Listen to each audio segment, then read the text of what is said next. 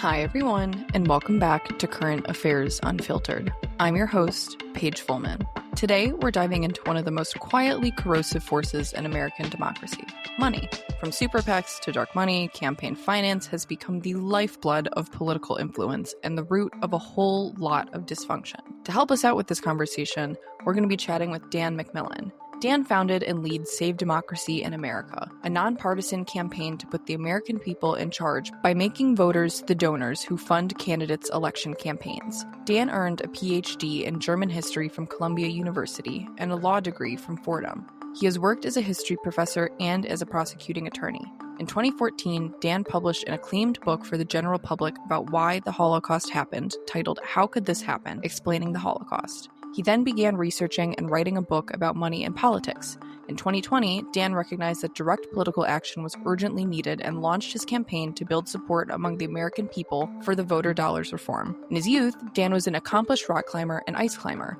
He has made 3 ascents of El Capitan in Yosemite Valley, the highest rock wall in North America. Without further ado, here is my conversation with Dan McMillan.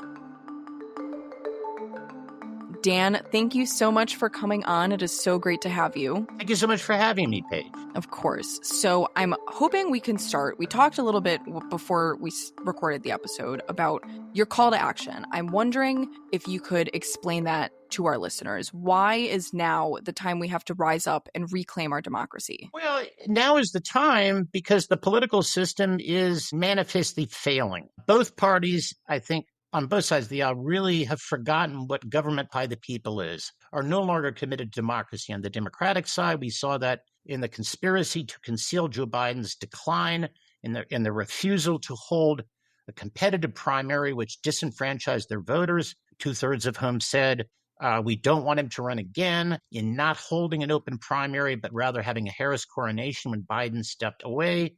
And altogether in the Democratic Party's habit, going back I think even to before 2016, of essentially blaming election losses on the voters being too lazy or stupid or vicious. You know, that basket of deplorables remarks by Clinton at the end of 2016 just being the most kind of blatant and explicit statement of a general lack of respect. And on the Republican side, on the other hand, we have a president who is pushing outward, is just violating all of the limits, possible limits on the authority of the executive, just crashing through the separation of powers, steamrolling over Congress, threatening judges, and also threatening basic freedoms like freedom of speech or due process, shipping people off to a Salvadoran death camp or whatever it is without a jury trial, which is people talk about that as if that's an immigration issue, which it's not. It's that under our Constitution, even under the Soviet Constitution, you don't send someone to prison without a trial. But in any case, not that I think that Trump is another Hitler. I think that is a grossly false analogy. And I say this based on my own work as an academic historian and having written a book about the Holocaust. But nonetheless, the reason that President Trump is able to crash through so many barriers and encroach on freedoms and on the separation of powers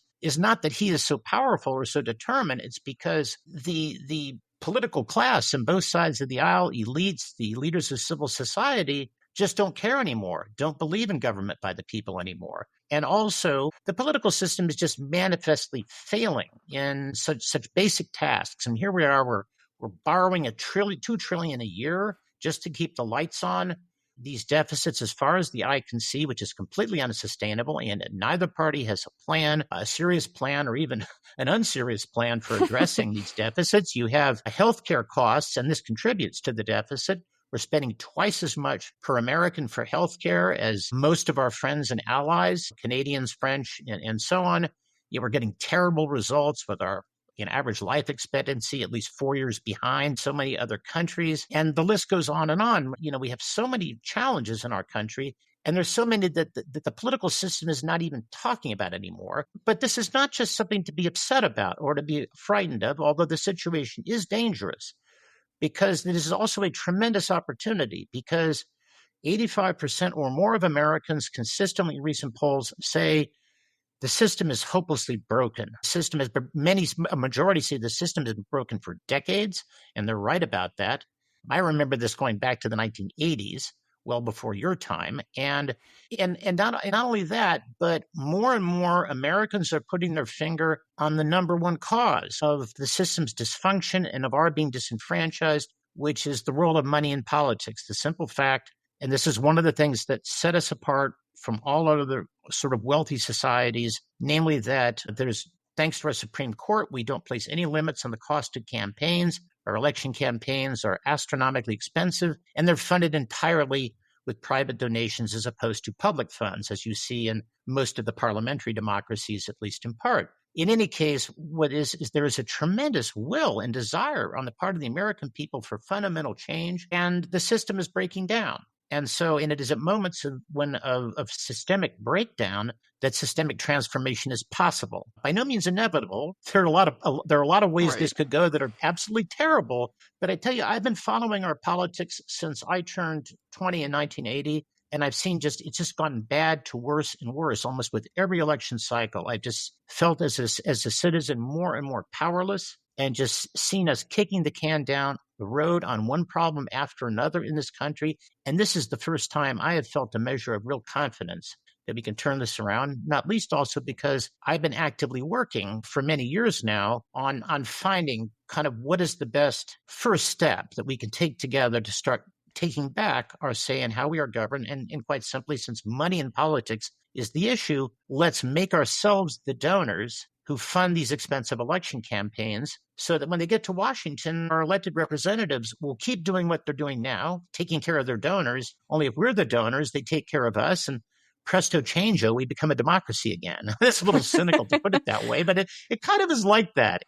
And that's what I do at Save Democracy in America, is I work to build support among my fellow Americans, left, right, and center, for the voter dollars reform, which is exactly a system to make voters the donors. And one of the things I've found in my own work and in numerous other opinion polls is that overcoming the tyranny of big money in politics may be the single most important consensus view that unites Americans across the party lines, left, right, and center. 85% more, depending on how the question is phrased, because no matter how much we disagree about gun control, abortion, any other issue, none of this is okay with our government being for sale to campaign donors. And so I think now is the time, and I think this is the issue, where we come together as one people across the party lines against a system that has failed us and against two broken parties, both of which are failing us. Totally agree. So you described a very cynical view, which is fine, where voters feel like billionaires and corporations are the ones running the show. Which in many cases is true. How do you counter that to then offer hope to voters that are feeling disenfranchised by what we're seeing? Well, we've been disappointed so many times, and we feel powerless, I think, because to such a large degree we are. I think that there's two things I would say. One, let me just say a little more concretely about the voter dollars idea and why I think that this is so attractive politically and can succeed. And it's called voter dollars. It has been called democracy vouchers or democracy dollars. They've used it at the city level in Seattle since 2017 and used it successfully. And the concept is simply that every registered voter would get an online account, and for every federal cycle, you would get an allotment of campaign cash in the account. You can't take it out and spend it, but you go online and send it to the candidates that you want to support. And if we fund it at the robust levels we're calling for, that is $100 per voter in a presidential year, $50 for the midterms, which are cheaper, then candidates who want to serve us can raise enough money from us to fund a strong competitive campaign, and their opponent no longer has much excuse for taking money from Elon Musk, George Soros, Big Pharma, Big Oil, teachers unions, whatever, name your favorite villain. And I think that this is, and I've also tested this in more than 150 media interviews with outlets from left to right, where I've just gotten overwhelmingly a positive response, as well as in a survey of 700 New Hampshire voters I commissioned in 2023. I think that this idea is really a winner because it has so many things going for it politically. You summarize it in 4 words: make voters the donors. It's common sense. Whoever pays the piper calls the tune. That's more of a saying from my generation. So if we want to call the tune in Washington, We got to pay that piper. We got to fund those campaigns, even if it's distasteful to us. Maybe best of all, the way that it empowers us, because we feel so disconnected and disempowered. And so many Americans have tuned out politics entirely because we feel, and quite understandably, that we have no influence on policy. But what this system does is it literally puts the coin of political influence into the hands of each and every voter and says, look, candidates are going to have to come to you, not just for your vote, but for something they need far more urgently, which is the cash, without which they can't ask any of us for our vote. And finally, I think best of all, that it enjoys bipartisan support, not only because we're all angry at being disenfranchised, but it's also a way for us to connect together on a deeper level, and that emotionally, because this goes to the heart of what it means to be an American, or at least what it should mean to be an American. What I love most about my country and my countrymen is that this is the only country on earth where membership in the nation does not depend on race or religion or language or culture. And I'm not denying the amount of racism and injustice in our society, but nonetheless, being an American has nothing to do with any of these narrow identities. It is about ideals, about individual freedom, about equality of opportunity, about government by the people, which, after all, we invented in its modern form. It's what we stand for. Right. And this reform is, it's an affirmation of the ideals that make us Americans. It's about government of, by, and for the people. And it's interesting. One of the questions on my New Hampshire survey was we presented the respondents with a series of statements about money and politics and asked them to agree or disagree with these statements. And one of them was, America stands for government by the people. This money-driven politics makes a mockery of our ideals. And the agreement was 90% across the board politically. This is a very resonant theme. It's interesting, among people, especially on the left, progressives who otherwise are very much in favor of campaign finance reform, there is sometimes an alienation from, sort of patriotic sentiment or symbols because people associate it with the Iraq War, or if they're older, with the Vietnam War. But the fact, on some level, look, we all want to belong. We all want to be Americans. Americans don't want to hate each other. And even though the parties have gotten us angry at each other, and this is kind of a way for all of us to be Americans together. So it has a kind of emotional power in addition to kind of the intellectual calculation that this is really not in my interest to have my government for sale to donors. So those are some of the reasons. It's the two biggest obstacles that I see. One is the success the parties have had in setting us against each other and playing upon our prejudices, which both parties do. It's just different prejudices depending on who's talking. And the other is so that we think that our fellow Americans are the enemy when really it's the money that's the enemy. And I guess the other is that so many Americans are so discouraged because we were promised, change we can believe in 2008. And then in 2016, Trump was going to drain the swamp. Bernie was going to give us a revolution. Trump was won, I think, last fall because he was again perceived as the change candidate.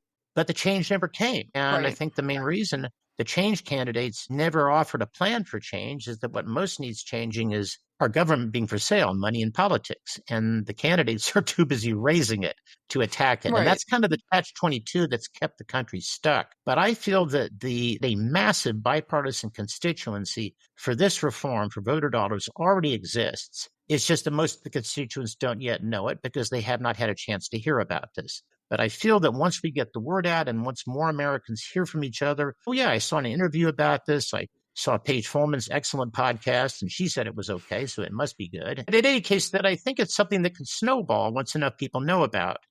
So in a system that is using the voter dollars ideology and execution, would that then eliminate private donations at the same time? So is all the money that the candidates are getting from the voters themselves, and that's it? Well, the Supreme Court will not allow us to to forbid candidates from taking private money, and they will not forbid billionaires or corporations from spending money independently to benefit candidates. On the other hand, if you want to take voter dollars money, then you have to agree to strict limits on the amount of private money that you take. And the thing is that we do actually have a concrete example of where this happened. one of the things people always say to me, well, won't all the billionaires just swamp your voter dollar system with more money because they've got enough, right?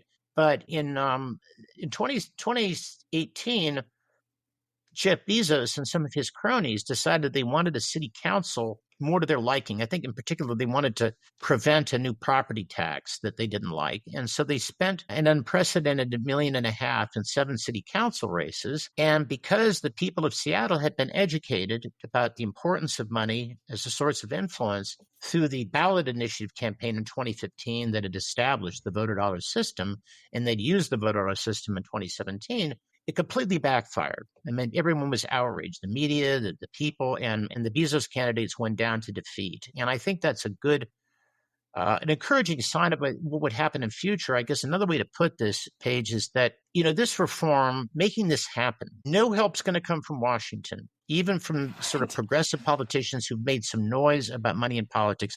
They're all too dependent on their donors. And I don't even question someone's sincerity or good motives. It's just reality. So the only way this happens is massive support from the American people. I guess the best way to describe the end game is that the money in politics problem and the voter dollar solution's got to be a top 5 issue in the national conversation in a presidential election year where the candidates are confronted with questions about it. We're on the televised debates, the moderators, where do you stand on the voter dollars? Short of that, we don't make it happen. Once we get that level of support and we make it happen, the voters, American people, are going to understand the stakes very, very well. And any candidate who does take private money when all this ample pool of voter dollars money is available to them is going to find that help is toxic. And I think, the question of how do we get to that level of how do we force this issue onto the agenda to that level, that can seem very daunting. But on the other hand, in a Pew Organization poll earlier this year,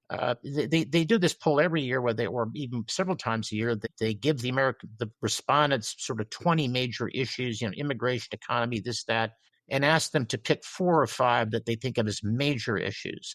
And this time, the number one at 72% of respondents was the role of money in politics. So the public is figuring it out. I mean, most Americans have no way of knowing just how vastly destructive the money has been, because it's far worse even than most people think. And I think, not that anybody should be saying thank you to Elon Musk, but I think a lot of the reason it is so prevalent right now on so many just average Americans' mind is Elon Musk meddling and Mark Zuckerberg giving him $1 million. Like, that's what's breaking through to people. Yeah, the mega donors took their brazenness to an entirely new level in the last election. I mean, it gets worse every cycle, but Elon really blew the doors off. Well, he does. You got to give him credit. He doesn't do anything by half measures. He kind of goes all in on everything, and some of what he's done. I mean, he's a great innovator. I read the Isaacson biography, but he doesn't have a right to buy himself in a cabinet post without Senate confirmation, which is what he did. I think most of us are not cool with that. Right. So I think they bit off more than they could chew. And the good news for you is that it's breaking through to everyday American people. But, like we talked about, most people don't know that this is going on. They don't know the full extent of it. So, I mean, if you were to describe the way the campaign finance system works to somebody who is a disengaged voter, doesn't typically follow the news like that, how would you describe it to them? Probably the best way I would approach it is from the viewpoint of someone who wanted to run for national office. Like if I wanted to run against an incumbent in the House, or if there's an open seat and an incumbent retires and there's an open seat in the House, then what do I need to do? Frankly, to be taken seriously by the media, for the voters to really kind of even hear my name. The year before the election year, I think I'd want to raise at least $500,000 in cash. I think at this point, I don't see how you could win against an incumbent in the House or win an open seat with less than a couple million. The minimum price of entry to the Senate is, $10 million, but I think that's kind of old. That's an old number, actually. I think we're talking about many tens of millions. For the White House, it's close to, I think Trump and his allies raised about $1 billion, maybe a little less, and Harris and Biden together with their allies and their outside supporters, $1.5 billion. It's hard to think about running for president with less than $1 billion. So, figure out, do the math. You don't get that from, people like you and me. You get that from people who write enormous checks. And what that does is that effectively candidates self-censor. They have to avoid saying anything that might alienate this or that group of donors. And so what that does is it takes almost every good idea for addressing the country's many problems off the table and out of the conversation. Another way to put it is that by default, the big donors choose the candidates that we're allowed to vote for, because any candidate that's unattractive to them, any policy idea that they don't like, just dies off out of sight, out of mind, because it doesn't get their cash. The campaign doesn't get off the ground. The media decide that you are, quote unquote, not viable, and you're not taken seriously or even ridiculed as a joke. And that's that. I guess the other way I would put it is to say that there is, thanks to our Supreme Court, which decided in its infinite wisdom in the sense that money spent to purchase influence in government by helping candidates, that the money itself is free speech. Free speech used to mean just what you and I are doing here, or the folks in our audience when they're reacting to what we're doing. It didn't mean the money you spent to purchase an audience for your speech. But the court decided that back in the 70s, and then under John Roberts, the court just sort of took that silly idea to its most ridiculous conclusions. And the long and the short of it is there's no limit to the amount of money that people can spend to help a candidate. Particularly alarming development, though, and you see this more and more with each passing election, is dark money. That is money that is donated to candidates or to super PACs by organizations that are not required to reveal their donors. And there's also a lot of spending on advertisements. Digital advertisements are almost completely unregulated, which means you purchase digital ads. Most of that, you don't have to report that spending to the Federal Election Commission, so we never really know what it is. And even ads in regular, TV ads, video ads, or whatever, if they take place outside of the last 30 days before the election and they don't use the magic words "vote for her," "vote against him,"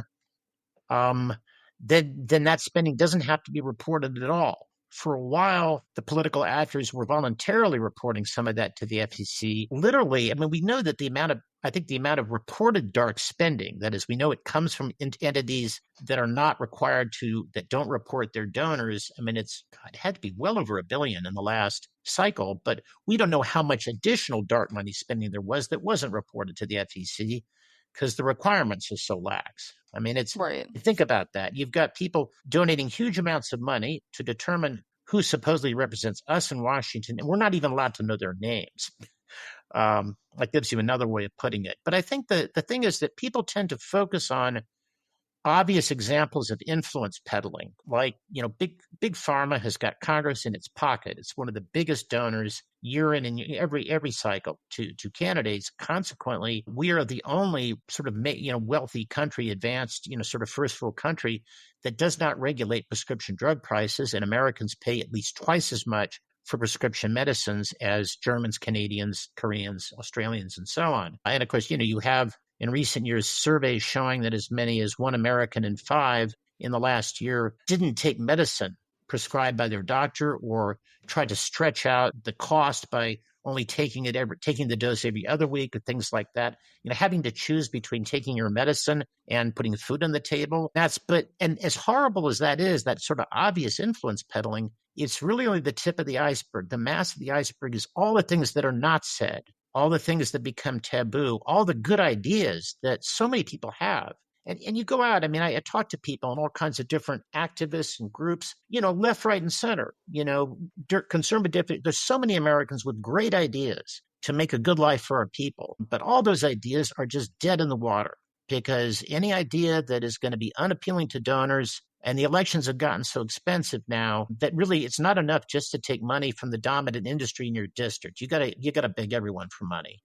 And that means that basically everything is off the table. So, yeah.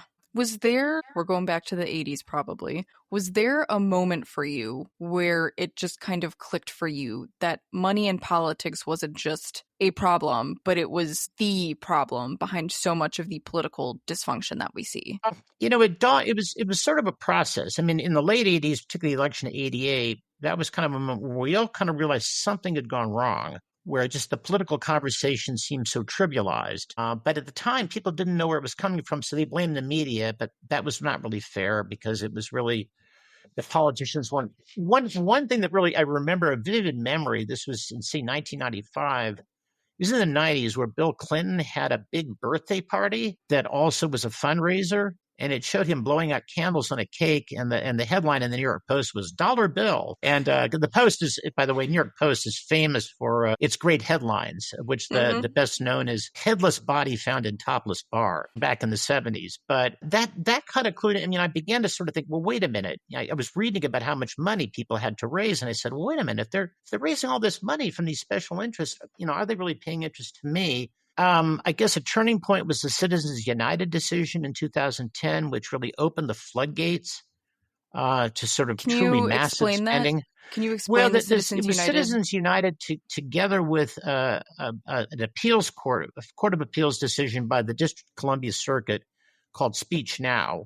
Both of those were lawsuits against the Federal Election Commission. Those two cases together made possible the rise of a super PAC, which is an independent entity, at least nominally independent from a campaign. But in practice, super PACs and the campaigns they help actually do coordinate quite extensively. But basically, a corporation, a person can donate unlimited funds. I mean, if Elon wants to donate $1 billion to a super PAC, and then the PAC runs ads to help Donald Trump. Well, effectively, it was mainly through super PACs that Musk and other billionaire donors spent the kind of money they did in the last election. And that really kind of opened the floodgates. And then from 2016, 2018, 2022, like each of those three cycles shattered fundraising and spending records. And do you attribute that to the big dollar donors? Yeah, it is mostly big dollar donors. I mean, there has been an increase in small dollar donation but it's really only a handful of candidates with national profile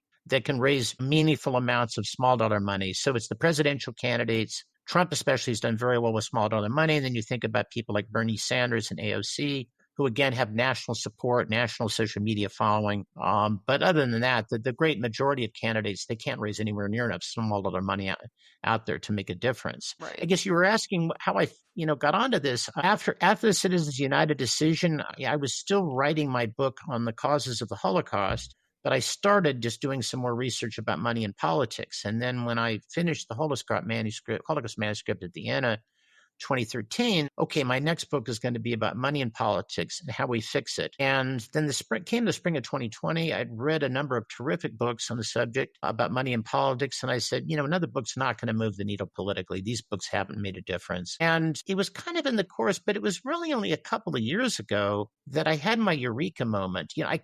Because I was studying this and it seemed so clear to me that money was decisive, that it was by far the biggest problem we have. And I could see so many different ways that the money was a problem.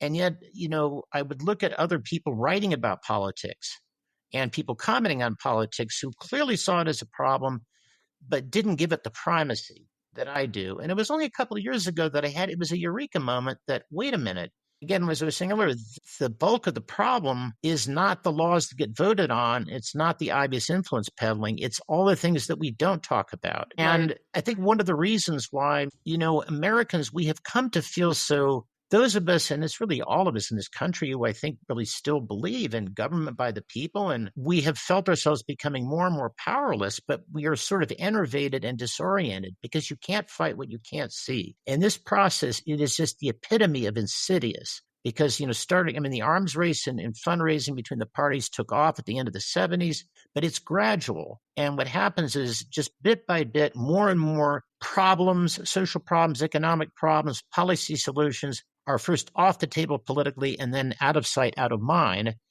And I guess the way to put it is that our democracy was never overthrown in a single blow. If it had happened, we would have said, oh my gosh, we have lost our freedom. We must fight back. It was asphyxiated. The political conversation was drained of substance by the need of politicians to self-censor. And that is also what has, over time, I think, hollowed out the commitment of the bar elites and the political class to democracy. One thing that's happened over time is that quite a while ago, we stopped being the constituents of our elected representatives. They're donors of their constituents. That's who they hang out with. And the donors are a lot more fun. They're very well educated. They're sharply dressed. They have houses in the Hamptons or in Beverly Hills where the fundraisers are held. I mean, it's so much more interesting than hanging out with some boring voters. They have come more and more to see us just as we, the people, have become a nuisance. We're a necessary evil. They need our vote to get into power, and they have come on both sides of the aisle to have less and less respect for us, to see us as children. And consequently, when they themselves really kind of no longer, I think the American people are still very much committed to democracy. Unfortunately, the political class, much less so. And it goes way beyond a single politician. Yeah.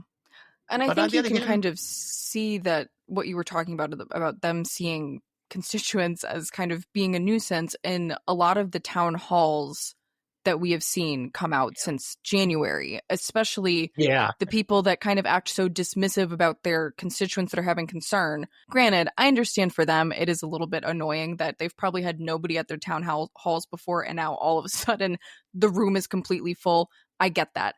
However, yeah. to turn and disrespect your constituents is a wild way to go about it. It is. And it's funny, just a couple of days ago, I was out in Dallas at this EarthX conference, which is a group of environmental technology entrepreneurs and various nonprofits. And I was talking to this really interesting guy who he works in D.C. and he moves in those circles of political operatives and people in government. And he says, behind closed doors, they say the quiet part out loud. Like he'll talk about, let's do this, let's mobilize the people to do that.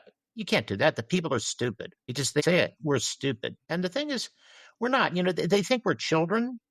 But really, you look at the fact is the American people. I mean, it's the American people have, despite the best efforts of politicians to conceal us, have figured out that our government is for sale. The American people have figured out a long time ago their government's not serving them. And you look at how the representatives of the two parties. You look what's happening in Washington. Who's acting like a child? They're acting like children squabbling over a toy.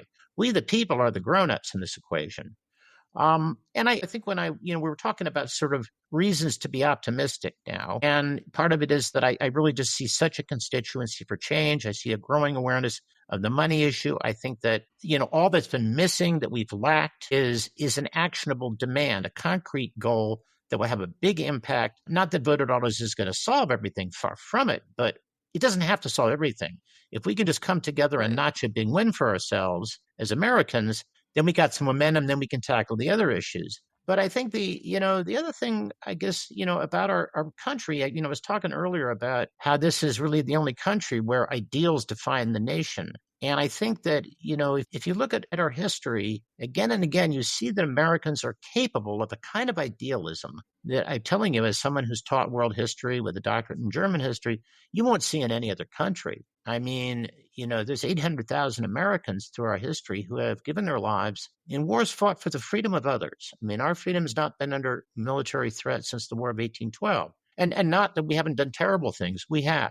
We're flawed human beings like the citizens of every other country. I would never want to sugarcoat that. But nonetheless, we have an ace in the hole. Every people, every nation will always have a bit of a struggle to defend its own freedom against elites, against the encroachment of those with power and influence who want to expand their own power and freedom of action at our expense. But compared with all the other peoples on earth, we have an ace in the hole because for everyone else on the planet, the democratic form of government is an option. For us, it's existential. I mean, ideals make us Americans. Fighting for these ideals is what Americans do. And so that's another reason, I guess, for my confidence is that I believe in our people. I believe in my fellow Americans. But anyway, gosh, I get preachy so easily. No, Sorry you're good. about that. But my next question kind of goes off of Okay. that. You said to me in our meeting before we recorded that it's not left versus right. It's all of us versus a Yes. broken system. How does that framing help us come together across divides? Well, I think, one often says that you can unite people against a common enemy. Now, each of the parties is trying to unite half of the country against the other half of the country as the shared enemy. But at the end of the day, really, the great dividing line in this country is not between Republican and Democratic voters. It's between all of us, the people, and these failed parties and this broken system. It's, it feels like you're pushing against a headwind. It feels like a bit of a climb to sort of fight back, to break through all the poison that's coming down, the poison of needless partisanship that's coming down from the political level. And they have succeeded in polarizing us, and they have succeeded in turning us against each other and in not trusting each other. And at the end of the day, most people, almost all of us really, vastly prefer love to hate and hope to despair. But I guess as far as how, one of my favorite things to say in my speeches and interviews is our fellow Americans are not the enemy. The money's the enemy, and it's the enemy of us all. And one of the reasons why I guess I also feel pretty confident is that a lot of people say to me, "Oh, well, if money in politics is so powerful, then when you get traction, won't you be crushed under an avalanche of negative advertising and special interest money?" And I can't guarantee that won't happen. But the thing is, the system has gotten so dysfunctional that the donor class, they no longer get what they need. Increasingly, political donations, especially from the corporate world, are kind of sort of like protection money paid to the mafia. They're trying to defend themselves from what the political system could do to them. And you ask anyone in business, it's so often said, what do people in the business world most need from government? It's not limited regulation and low taxes. They want both of those, absolutely. But what they absolutely have to have is predictability. They have to be able to plan and invest for the long term. And, predictability and stability have gone clear out the window in this country. And it's not coming back until the American people once again see and feel that, yes, I'm being heard, that I'm in charge, my government represents me, that the government is legitimate. Because in this country, as of all countries, if it's not governed by the people, if it isn't democratic, it is not legitimate. And of course, you see these just terrible levels of distrust. And so I don't check my mailbox on a daily basis looking for a fat check from Koch Industries or the U.S. Chamber of Commerce in support of my work. But the thing is also I feel that we can show that this is not hostile to business, because it's not. And it's not hostile to rich people either. I'm not saying that they're evil. What I'm saying is it's the money. The money has the arms race for campaign funding, campaign finance has a dynamic of its own. And at this point, everyone in the country is a victim of it, including even the people who give the money and the politicians who take it. So yes, we the people are going to have to lead. But at the end of the day, I think, our elected representatives in Washington are going to see our victory in this as a liberation. Because they're going to have to, because frankly, look at their job. So much of their job now is, pardon my vulgarity, kissing the backsides of rich people to get money. I mean, that's pretty degrading. I think, frankly, most of them would much rather be serving the public interest. Right. So if a system like voter dollars or another kind of major campaign reform thing was used, how do you think that would look in people's lives? Like, how would that look like to the average voter? How would politics feel different? Well, I think voters would suddenly be a lot more interested in politics. Politics would become more interesting. It might even become fun, because this would actually, with voter dollars, the American voter, we would actually have more power than we've ever had in our history. Even then, if you go back to earlier periods in our history, I think of the early 1930s to the early 1960s, until Vietnam sent everything off the rails, as one of the golden ages of American democracy, with obviously the terrible deficit that Black people in the South were not allowed to vote and would get murdered if they tried. On the other hand, for the rest of the country, we had a pretty thriving multi-ethnic democracy, and during those years, money mattered, but it wasn't anything like today. The voters really mattered. The voters, we really were in charge. But today, with voter dollars, it's like the power of the voter is kind of turbocharged in a way. And that also gives voters much more reason to inform themselves, because now they've got, it's like, well, I can inform myself to decide how to vote, but frankly, when I go to the polls and vote, both parties are fully owned by big campaign donors. Neither party's offering much for me. Why get excited about it? Now it's like, oh, they need my cash. They're going to listen to me. Well, I guess I better, inform myself and discuss it with my friends. It gives people an incentive to get engaged in politics and to inform themselves about politics. And I think that also is something that can bring Americans together, because that's how we live out and make manifest the community of all Americans is through our political process. Well, I think one of the biggest issues is that there's so many people that feel disenfranchised, and both sides are the same. Both sides, like you said, are bought and run by big donors. And I agree. I think that would make people pay a little bit more attention, because ultimately what I think it comes down to is people feel like they aren't listened to, they aren't heard, which makes them disengage. And there's nothing wrong with that. That is a completely valid response, no matter how frustrating it is for somebody. And normal. No matter right. And I have to right. And I have to remind myself of that. Like when I get frustrated with people that are that disengaged, where I'm like, how could you not like care, or, you know, whatever the adjective is, but that's a very normal response. And I do think that giving the money to the people does, you know, it kind of lights a fire under your butt to be like, okay, I should figure out where I want to put this money now. No, I think it absolutely would have that effect, you know, and it's funny. It's so remarkable to me because, well, it doesn't surprise me that in elite commentary, they blame us and blame the voters. And somehow, you know, the country's polarized because the voters are so angry. Well, no, you people made us angry. But beyond that, and even so many voters, most Americans I talk to, they get angry at other Americans for not being better informed. But frankly, when I look at how often we've been betrayed, lied to about wars that our country is fighting, you know, presidents of both parties lying to us about Vietnam, Iraq, Afghanistan, you know, the way that the whole political conversation has just, because it's driven by donors rather than by voters, that the political conversation is empty and that none of my concerns are being addressed or talked about. What's remarkable to me is not how many Americans don't vote. It's kind of amazing to me sometimes that anyone in this country bothers to vote at all anymore. And to me, that testifies to the historically rooted commitment of the American people to these ideals. And, you know, we're not a cynical people. We've come to feel cynical about our politics because we've been betrayed and disappointed so many times. But you put us back in charge, you give us a reason to vote, I think you will find the American people are the most engaged citizens on the planet. Right. I mean, ultimately, we've seen this before in our history because the democratic form of government is central to who we are. It's kind of in our blood.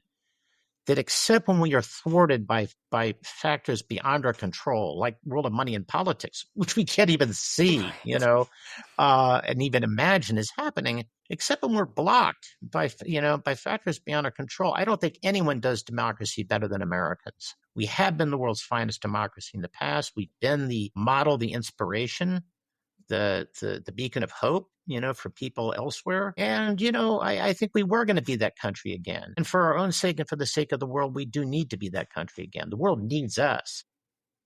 Right. To be, you know, I talked to my German friends, you know, because I spent a lot of time in Germany and, you know, going back several years now, just watching our politics. And they're just, you know, they say to me, particularly the older generation of Germans that remember us saving them from Hitler, protecting them from Stalin. You know, we were the godparents of post-war German democracy. And, you know, Dan, what happened to the America that we know and love? I said, well, we're still there, but we're kind of, we're working through some things. We're temporarily discommoded. We got some problems that have to be sorted out. I'm working on it. Oh, God.